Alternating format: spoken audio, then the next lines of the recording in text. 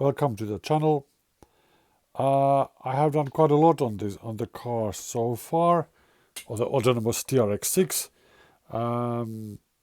Yeah, motor is in place, fit perfectly there.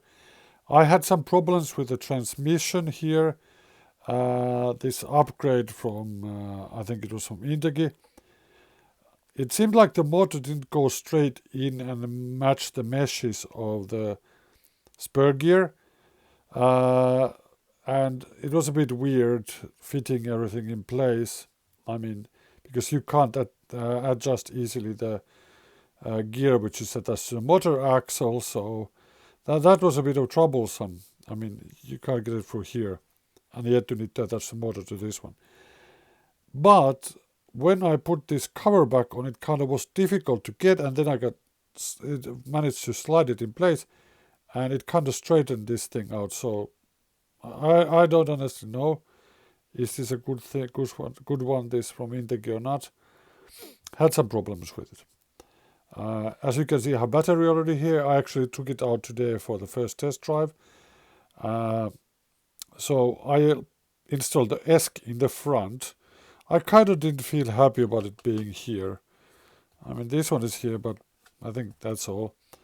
Sorry about the cable mess. So I made myself here from aluminium a piece that's attached to the front bumper, and it's quite rigid, and the ESC is placed on top of it. Cables go through here and through underneath here behind the Samix shock mounts, and then I just attach here. I protected all the connections with the electrical liquid electrical tape, like this one. I placed the switch here. I removed the fan because according to the spec sheet, that's not needed for the smaller motor. If it is needed, the aluminum cover, which would go on top here, I can make a hole to it so that the fan will fit through and just blow into the cabin or whatever's on top of it.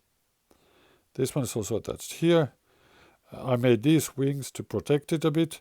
Maybe I will add more piece of aluminum here to go all the way here to protect the cables. I will see about that.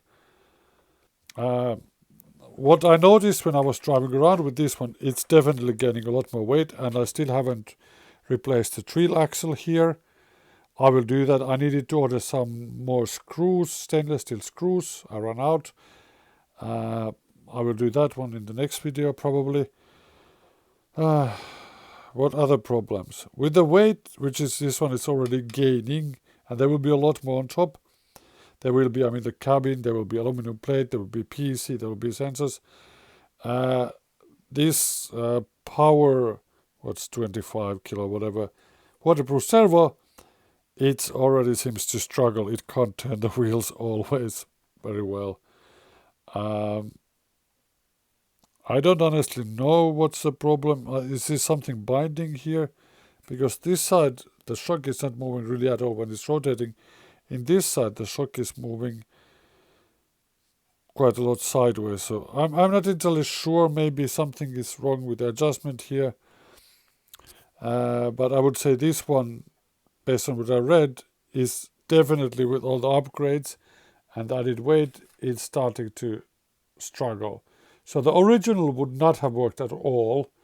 And I'm afraid that I just need to ditch this one. And okay, I will first put all the heavier upgrades, the plates, everything on before I get a new one. I was looking at something like a 49 kilo, much bigger servo here. And those servos have higher voltage. So then I also need to replace the transmitter here and think about the connecting of things. Also, I noticed when I was driving around, I had problem with the rear diffs. They didn't engage properly. So I need to adjust this one. Yeah, a lot to do. I just drive around very quickly in the yard. As you can see, the tires are dirty. It works nicely. I was very happy how it was able to climb around over everything. this servo makes a bit of noise and the motor makes a bit of noise. I think it's due to the fact that it's stationary. So that's about it. Yeah, I have a lot to do to get this stuff fixed here and cables in place and so on. Okay, see you next week. Thank you for watching. Click like and dislike whatever and subscribe and thumbs up and so on. See you.